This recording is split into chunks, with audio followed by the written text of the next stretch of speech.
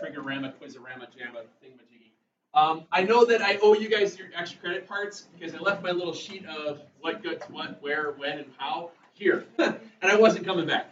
So I was busy like painting and fertilizing and reassembling my trampoline and doing other things besides schoolwork. Because doing things like adult stuff with children and things. So I apologize. I should get all that done today. It won't be a big deal. If you go through your stuff on that Quizorama Jamma thing, I kept the higher of the two percentages, and because I kept both of yours. I did? No, one of them should be highlighted like darkened. If you click on it, it says not count, and one of them doesn't. If I did that, let me know, and I'll double check it because I've never ever made a mistake in my life ever. You didn't have to be that loud about it, so there's that. What were you saying? Yeah, and that's that way you can see how you did. That way you knew what you had to go from there. But I will double check because, like I said, I've never screwed anything up in my life. Yeah, I know that. We've already talked about it. She's already mad at me for it. No, I wouldn't be mad. We'll figure it out. Anyway, so last week we talked about these things called trigonometric identities, and we briefly did a couple of the simplified parts. Remember, I gave you guys that one day where the worksheet was posted online and said, hey, let's try a couple of these trig identities and simplify stuff out. What I want to look at today is just kind of reiterate how things work. When we have these things called reciprocal identities, cosecant is cosecant is 1 over sine. Sine is 1 over cosecant. So you can flip things back and forth. A lot of these things stem from basically direct substitution. So we have the three, I want to say the three reciprocal identities: cosecant, secant, and cotangent. We had tangent and cotangent. Tangent, as we know, was sine over cosine. Therefore, cotangent was just the reciprocal, cosine over sine. And then the last thing that we talked about were these things called trigonometric Pythagorean identities. And there were 3 of them. And if you recall, last week we wrote out that sine squared plus cosine squared is the Pythagorean theorem, because when you're looking at the unit circle, your opposite was your y value, your adjacent is your x value. That's why you have sine and cosine. So if you place this value here, we know that the radius is 1. That's why it was y squared plus x squared, otherwise known as sine squared plus cosine squared, and so on and so on. What we did with these briefly is that we treated them as what we would call a literal equation. And if you remember what we talked about, this thing called a literal equation, remember how we said distance equals rate times time? If I wanted to get rate by itself, I would just divide by time. If you had mx plus b, if I wanted to get b by itself, I would subtract out mx, and so on and so on. When we're looking at something like this, of sine squared plus cosine squared equals 1, that means that I can isolate sine squared, excuse me. Oh, remember the reason why I don't put x's or thetas here? Do you guys remember that? It's too much is one thing, yeah, but the other thing is that none of this works unless the value of theta is the same. So it's implied that this value is always the same. So it's just cleaner to not write it. That's just my opinion. You're not wrong if you put it there, but you will never. None of these will work if it's sine squared of 3 plus cosine squared of 12. It doesn't. None of this will work. Nor will you ever have to see that. So if I want to get sine squared by itself, I know that's going to equal 1 minus cosine squared. Same thing with cosine squared would equal 1 minus sine squared.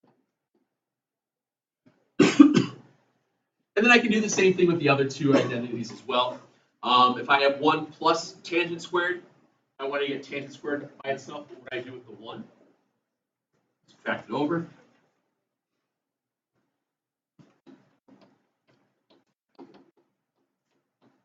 And same thing with cotangent.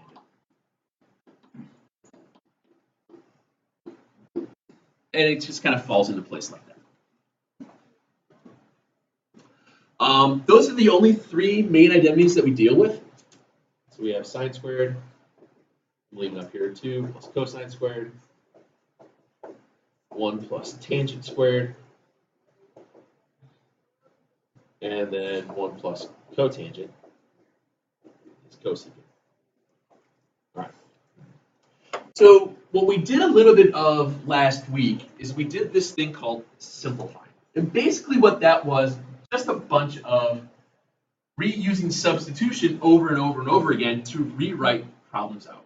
And if you recall, we had this one worksheet that I posted online that looked kind of like this. That vaguely ring a bell?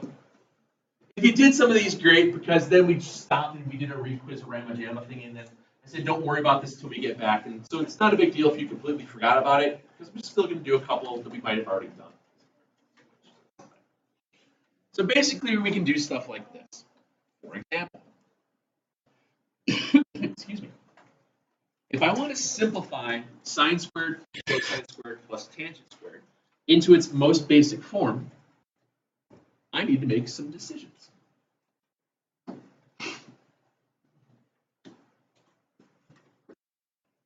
Are there ways I can rewrite this to make it easier? Are there ways that they have some sort of identities thrown to them that can be simplified? Or is it something that I just have to rewrite in certain, bless you? Or is it something that I have to rewrite everything in terms of sines and cosines?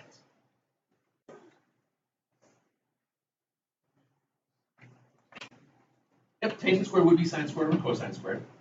But what's sine squared plus cosine squared? 1. This right here is 1. And what's 1 plus tangent squared?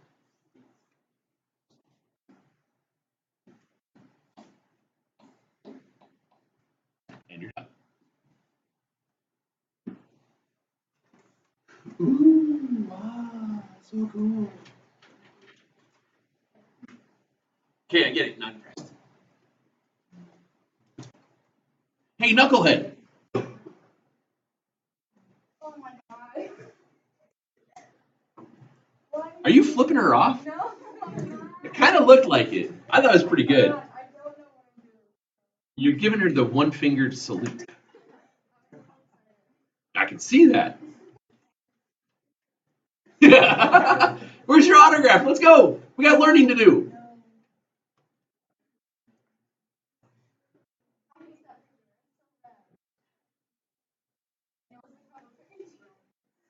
Challenge accepted. I know your schedule. I'm going to post it in your classrooms. I know where your locker is, because you know why? I have Skyward. Welcome. Here, would this make you feel better if we change it up then? Oh.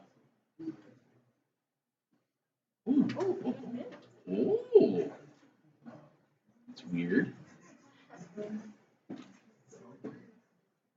What if we do this then? Nope, wrong button. Bless you.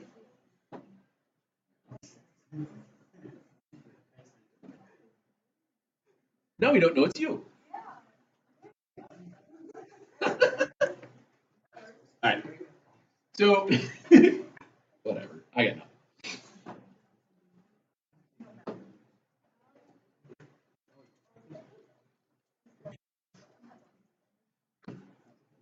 Okay.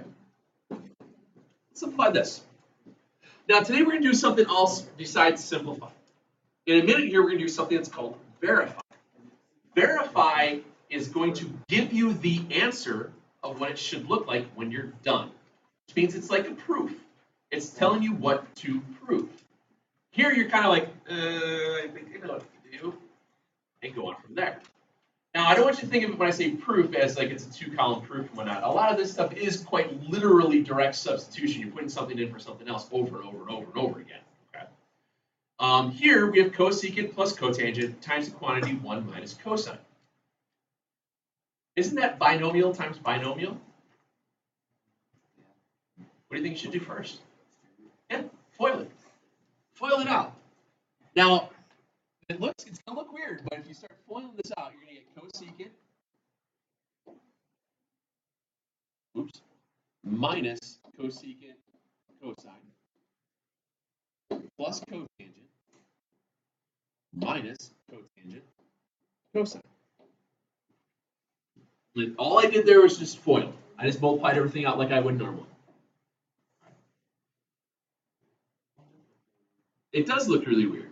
But also, if you look at it, you've got a cosecant, you've got a cotangent, you've got a cosine. When you start to see everything with reciprocal properties and a standard, what I mean by standard property, like a cosine, rewrite everything in terms of sines and cosines. Cosecant is the reciprocal property of what? Sine. So cosecant can be rewritten as 1 over sine. Then it would be 1 over sine times cosine. All I'm doing there is just putting them together. You okay with that? Cotangent is what over what? Cosine over sine, good. And then minus a cosine over sine times a cosine 1. So far, so good? They don't like how that's right there. Why does that cursor show up there? Anyway. Excuse me. If I look at this part here, I get 1 over sine. What's cosine over sine? Yes, sir. Where? Here? Cotangent.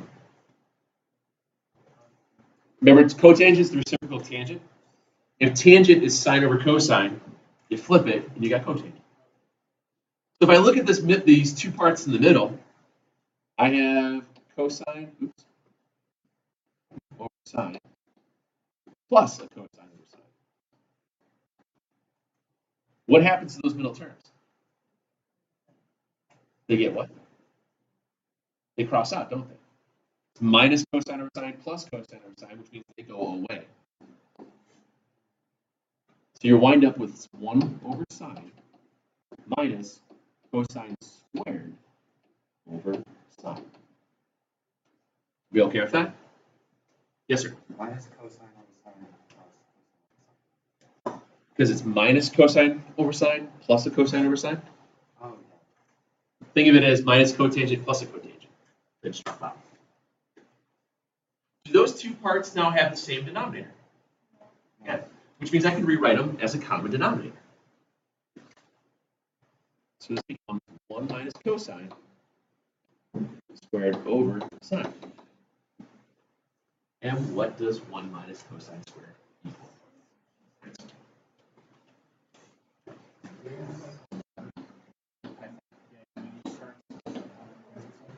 Nope. There's only 3 of them. You can learn 3. One of them is really, really easy. And what happens? You get the sign. This is a lot of simplifying and substitution. And I don't want to say the word canceling, but taking out pattern parts of one. It's kind of like factoring polynomials. You want to get into it. Okay.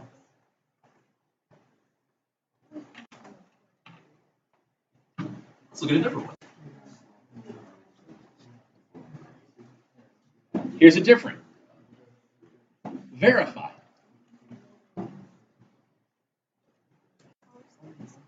When we have something called verify, verify is telling you what the answer is going to equal.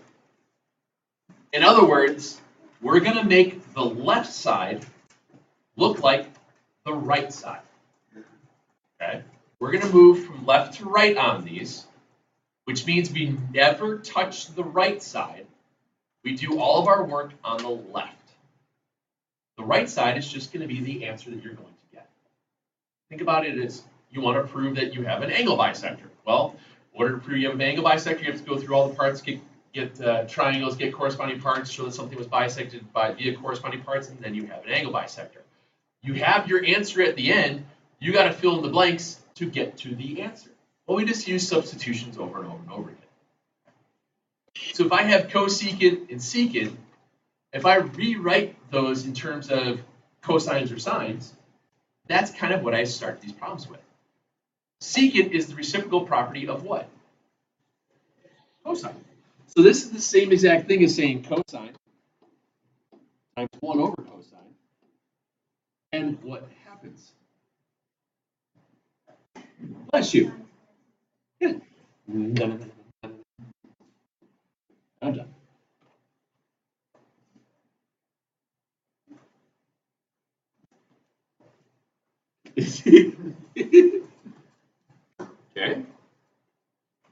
Again, the next one.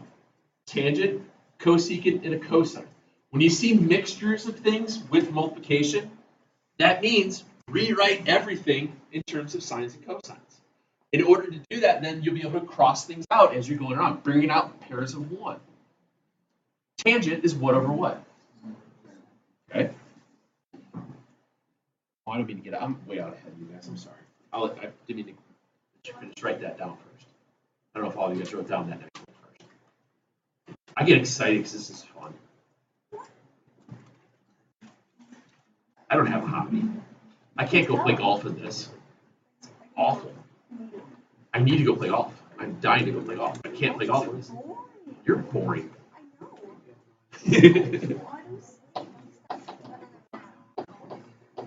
Everybody okay with me rewriting tangent as sine over cosine? Cosecant is the reciprocal property of what? Yeah, it's 1 over sine. And then it's cosine over 1. Hey! Watch what happens. Ready?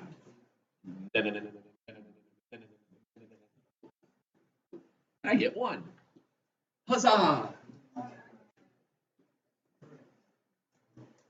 Are they always that easy? Yes. Yes. They can be.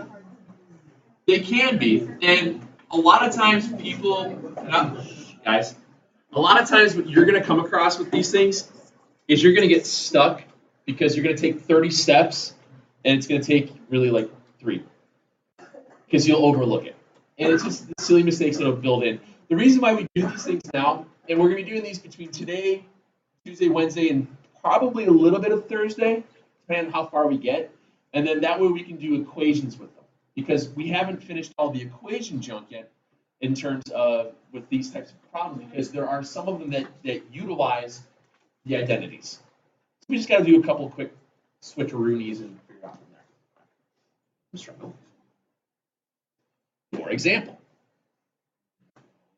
there will be kind of giveaways, if that makes sense, on how to start a problem with how the problem is written. This one says verify that cotangent squared divided by cosecant equals cosecant minus sine. Now, one of the things that you'll start to mess around with here is that if you start with, you all right, Shinky? One of the things, you get a drink, go get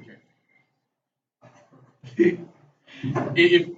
One of the things you'll start to notice with some of these problems is that if it starts with just one part, like, is that you ringing? Tell Mr. Boyer to stop calling you in the middle of class. Yeah, right? I was looking for the deli. Anyway, so what happens here is that if you start with one fraction and then it broke it into 2 parts, that meant that he went from a some sort of an identity to split the numerator into 2 pieces so that way you can share the common denominator. All right. For example, cotangent squared has an identity. Cotangent squared, we know, is 1 plus cotangent squared is secant squared. So therefore, if I do cotangent squared, it would have to equal secant squared minus what? 1. Oh no! Remember, you have cotangent 1 plus cotangent squared is secant. Is that right? Oh, what? I was looking at the wrong. I'm sorry. Yeah. Good morning.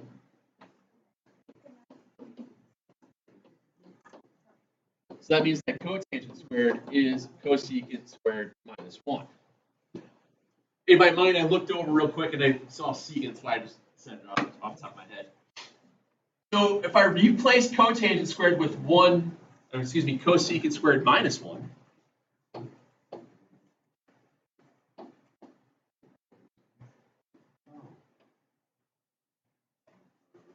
since that has a common denominator, can't I just split it into two fractions now? Is there any rule that says I can't do that? Nope. Because, well, besides you.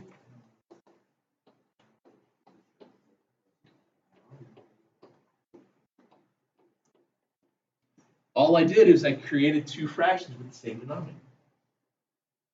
What's cosecant squared divided by cosecant? Cosecant. What's 1 over cosecant? This becomes sine.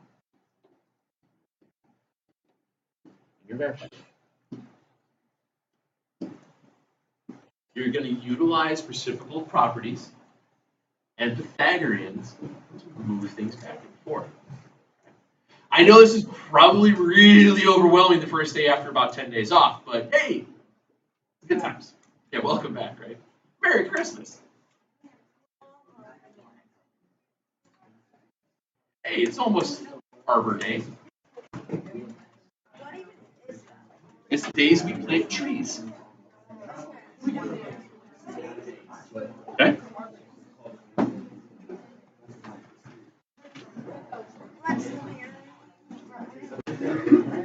So here's another trick one. I would say trick, but another style problem that shows up that you've actually done this one. You've done a problem very similar to this. I have sine divided by 1 minus cosine, and I need to show that it's going to equal 1 plus cosine over sine. Now, take a look at the denominator that you start with and the numerator you want to end with. What's the difference? 1 plus 1 minus, right? Now, when you've actually seen this style before. When you had this, now this next.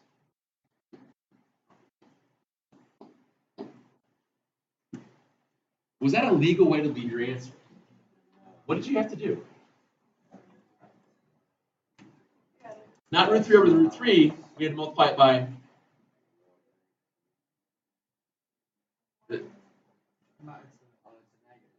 so it would be 1 plus root 3. What was that called when we multiplied by the opposite sign? Well, it was rationalized in this case, but what was it called when we did it this way? We multiplied by a conjugate. Remember that? What you're doing here is you're multiplying by what's called its conjugate. That's the technical term. By multiplying by the same thing with a different sign. What you're doing is you're creating a difference of squares. Whenever we did this with imaginary, 1 plus I over 1 plus I. Or we did this where if it was a minus root 3, we multiply top and bottom by 1 plus root 3. What we were doing here is that we were multiplying by the same thing top and bottom by some sort of a factor of 1. So that way when we FOILed out our denominator, that term we didn't want went away. I didn't want that. I don't want imaginary as my denominator. I would wind up with 1 minus I squared. 2. I'd wind up with 1 minus 3. I get negative 2 when I multiplied all that out. Okay? That's how we got rid of roots. That's how we got rid of imaginary. It's kind of the same thing of a trick way to change a 1 minus a cosine to get rid of that because there's nothing I can do here. To multiply top and bottom by 1 plus cosine. Because what you're doing is you're creating sine 1 minus cosine. I multiply top and bottom by a conjugate. If I FOIL out that bottom there, that middle term would go away. I'd have 1 squared minus a cosine plus a cosine minus cosine squared, wouldn't it be?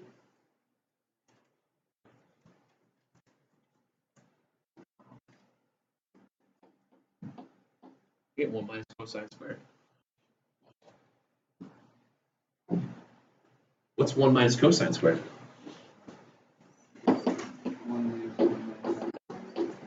Sine squared, isn't it? And what's in the numerator now? Sine times 1 plus cosine.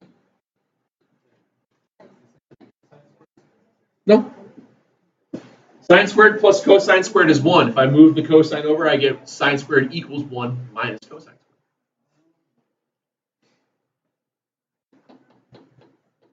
What drops? One of the signs. That's the idea, that you're going to create, you can create the Pythagorean identities by multiplying by the conjugates. You create a difference of squares. This is x minus y. X plus y equals x squared minus y squared. It's the same general principle that we've done over and over and over.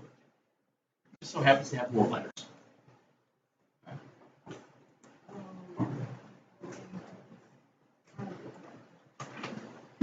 So if you see a 1 minus sine or a 1 plus a cosine in a denominator, that tends to push you, multiply by a conjugate. Let's get rid of it, see what happens.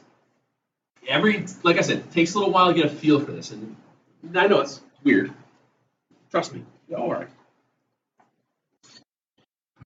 Here's another simplify. There's no equal sign. Take a second and simplify. Doesn't tell you what your answer is going to be.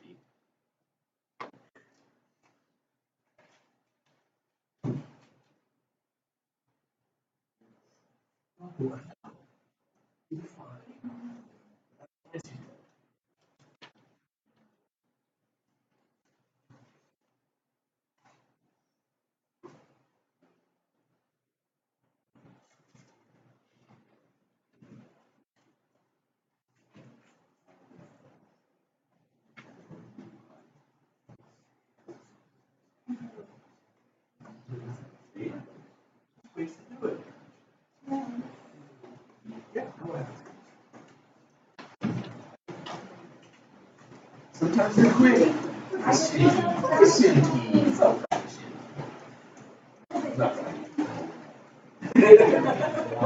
Wait, what's secant squared minus 1? It's tangent squared. So what do you get? So when you put this together, you guys all notice that's a difference of squares in the numerator? So that right away, that means that that's going to be secant squared minus 1 over tangent. But what's secant squared minus 1? Tangent squared. And what's tangent squared? Divided by tangent. Ah, la, la, la. Ah, la. At least I would have signed my autograph.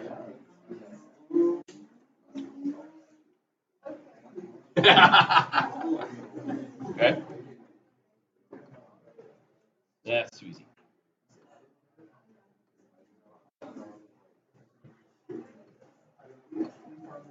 Yeah, this one. Love this one. What's that? What do you mean? It's better to have more than not enough. This is a verify, correct.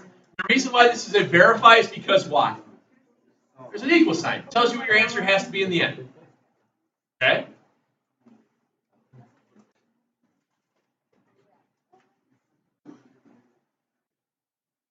You have to work from left to right, which means you leave the right side alone.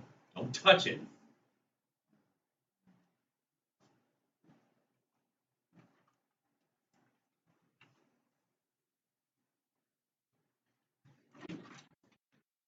Hey, Devin, before you leave, on the sheet, I put on the calendar on number 52, you have to go right to left. I forgot to switch it. See you, buddy.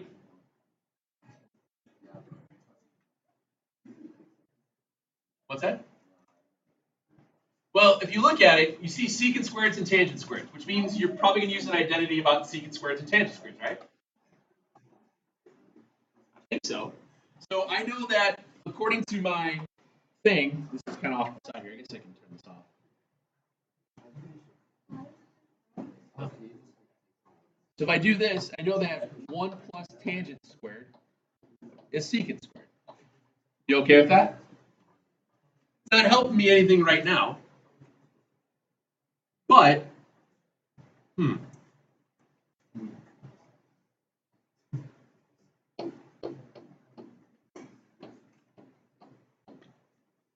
Did I change anything?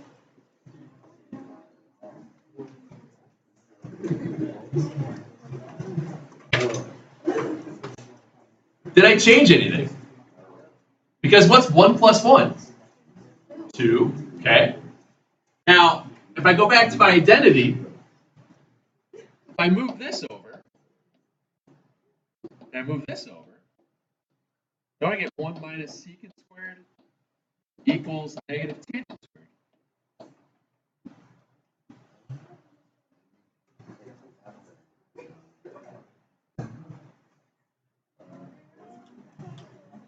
I didn't touch the right side. I'm not going anywhere near the right side. I am just starting here. This is a little scratch paper area, okay? I haven't touched the right side. All I did is I started with writing out the identity of 1 plus tangent squared. You might not have heard me say that. And then what's 1 minus secant squared? It's not just tangent squared, it's minus tangent squared, which means this portion becomes 1 minus tangent squared, and I'm done. And that's the point. Some of these will make you so mad, because that's what we do with these. It's fun. I know if you want to define fun, but it's one of those things. To be honest with you, that's kind of the goofiness where sometimes it is. There's more than one way to do all of these. There really is. And I've seen people go through these problems and they spend a lot of time trying to figure out how to get to one way or the other. Sometimes I've had kids that have done them in like 8 or 9 steps when I've done it in like 2. Because they go, oh, damn it. And they're like, because it's one of those things. It's like when you did proofs. Each and every one of you guys did a proof a little bit different. More or less, it was the same general principle half the time. The other half time you were making stuff up as you were trying to fill in space to make it look like you knew what you were doing. Yeah. So just bear in mind that I kind of know, if when you get verified, if your steps don't match to what it's supposed to be, I know you're just kind of like, well, if I write a lot of stuff down, something will stick. Yeah, no. Usually means that it's not going to work. So, all right, just keep that in mind. One last one. Another verified.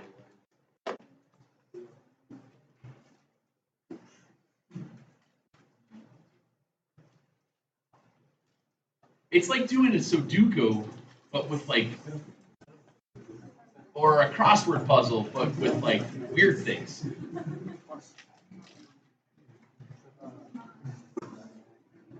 I can't do Sudokus because I look at it and I see numbers and it hurts my eyes.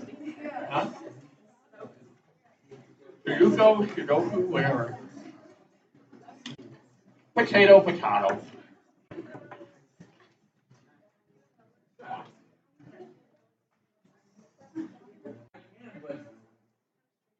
The numbers.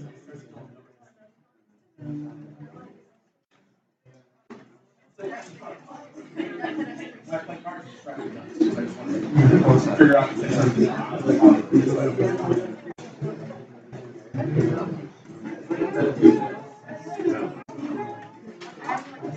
because I know I'm not going to win because I know the probability that I'm not going to win.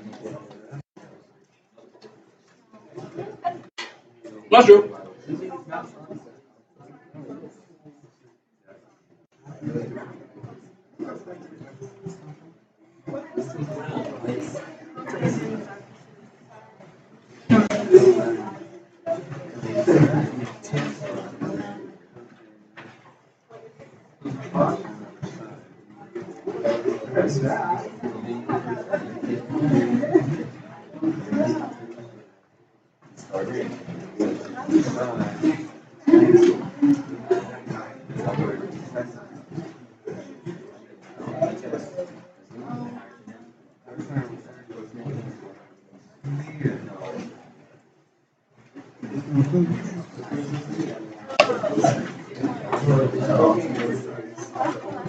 Are we sufficiently close-ish, you think?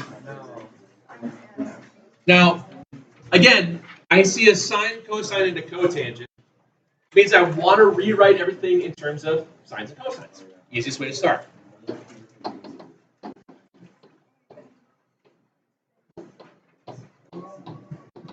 Everybody okay with that? What's cosine times cosine? Cosine squared, okay.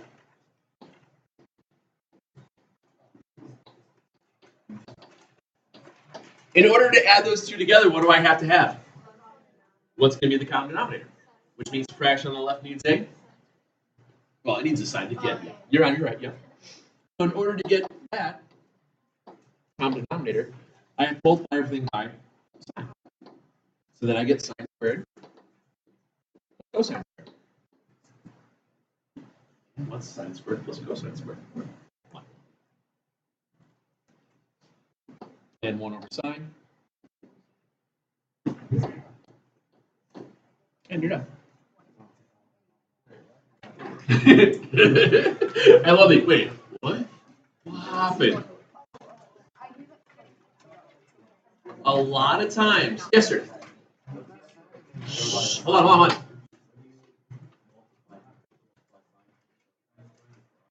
I do, but then immediately the signs drop out.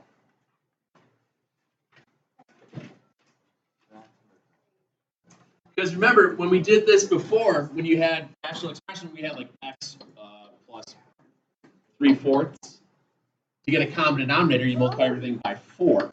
Fraction on the left needed it, fraction on the right didn't, and we went on from there. It's kind of the same little shortcut something.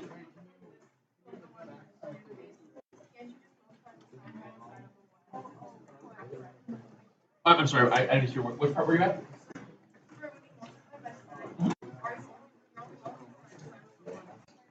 Yeah, because the other one had it. Oh, because if everything's getting multiplied by sign, because I have to distribute, because this already has it. So it's like just fraction on the left needed, this one already had it. I just put it there to show where it's going to go up. Yes, sir. From here to here? What's cosine times cosine? So it's cosine squared, this is over 1, so put it together, you get sine. And then here, I need to get a common denominator, a sine and a 1, and on this one, on this sheet that I gave you guys, on the 639 side, on the very bottom of the where it says written, I want you to go 3 through 18 by 3s. You know what that means, right? Woo! Good work. And then on the 640 side,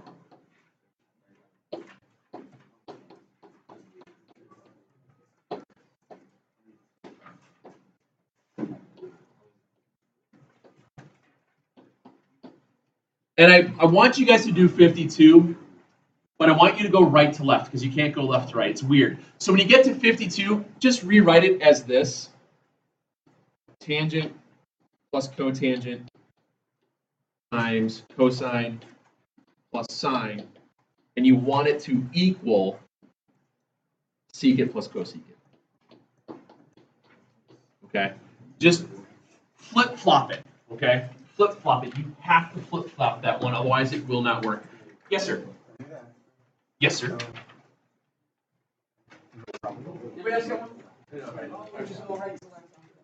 Yeah, that's everything else. You always go left to right. I forgot to tell that to first hour, so that way, normally I will never give you guys one that you have to make a decision. Oh no, do I go left to right or right to left? I'm always going to tell you go right to left, which means never touch anything on the left on the right hand side. Okay. Yeah. So. Yeah, and then everything else. You want to make sure that everything is going. You go from you want the left side to turn into the right side. All right. That way you don't have to worry about any other weirdness. Okay. Yes, sir. I don't know. Probably not. Maybe. I don't know. You want to do it on a separate sheet. You need more space. If by chance you want to be rambunctious and crazy, On the way out, I already have posted solutions. What? No, too far away. What? Yeah, I will. I'll pull it up. I have all my folders are at home. I did it and must have missed it. I could have written down, or could have read the wrong line. Sorry. I could have accidentally looked at the wrong person. Sorry. I'm not an evil person. I'm not like a bad person. I'm a human.